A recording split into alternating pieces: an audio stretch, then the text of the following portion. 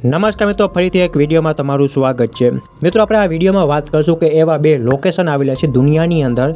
તે લોકેશન, તે જગ્યા ઉપરથી વિમાનને ઉડવાની સખ્ત મનાઈ છે। હવે તમે જાણો છો કે વિમાનને કોઈ દરિયો, કોઈ સરહદ, કોઈ જંગલ આડો આવતો નથી, કેમ કે એને આકાશમાંથી ઉડવાનું હોય છે। આકાશમાંથી ઉડવા છતાં પણ અમુક એવા બે લોકેશન છે તેના ઉપરથી વિમાનને ઉડવાની સખ્ત મનાઈ છે। તો હું તમને એ જ જાણકારી આ વિડીયોમાં આપીશ, તમે વિડીયોમાં કન્ટિન્યુ બન્યા રહેજો।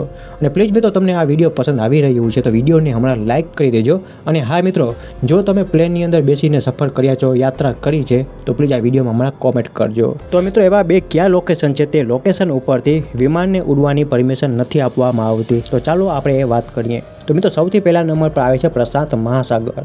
પ્રશાંત મહાસાગર જે દરિયો છે મિત્રો, એ દરિયાની ખૂબ જે લાંબી લંબાઈ છે અને દરિયાનું પાણી ખૂબ જે ઊંડું છે।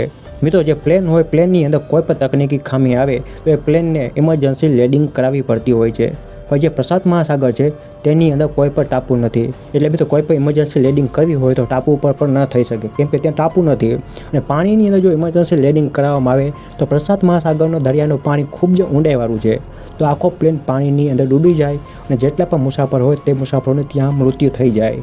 એટલા માટે પ્રશાંત મહાસાગર ઉપરથી એરોપ્લેનને ઉડવાની સખ્ત મનાઈ કરવામાં આવી છે। એવી જ રીતે બીજા નંબર પર આવે છે હિમાલયના પર્વત।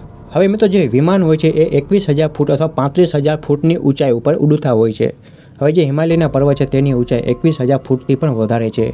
એટલા માટે હિમાલયના પર્વતની આજુબાજુ તો હિમાલયના પર્વત ઉપરથી એરોપ્લેનને ઉડવાની મનાઈ કરવામાં આવી છે, કેમ કે હિમાલય પર્વતની ઊંચાઈ ખૂબ જ ઊંચી છે અને વિમાનની પણ ઊંચાઈ એટલી જ હોય છે ઉડવામાં। એટલા માટે હિમાલયના પર્વતની આજુબાજુ અથવા હિમાલય પર્વત ઉપરથી એરોપ્લેનને ઉડવાની મનાઈ કરવામાં આવી છે। તો મિત્રો, તમને જાણકારી મળી ગઈ હશે કે એવા બે કયા લોકેશન હતા, તે લોકેશન ઉપરથી વિમાનને ઉડવાની પરમિશન નથી આપવામાં આવતી। એક તો પ્રશાંત મહાસાગર અને એક તો હિમાલયના પર્વત। અને હા મિત્રો, આ તમને વિડીયો પસંદ આવ્યો હોય તો પ્લીઝ વિડીયોને લાઇક કરી દેજો, ચેનલને સબસ્ક્રાઈબ કરજો અને આ વિડીયો તમારા મિત્રોને અવશ્ય શેર કરજો। મળીશું બીજા વિડીયોમાં। જય હિન્દ।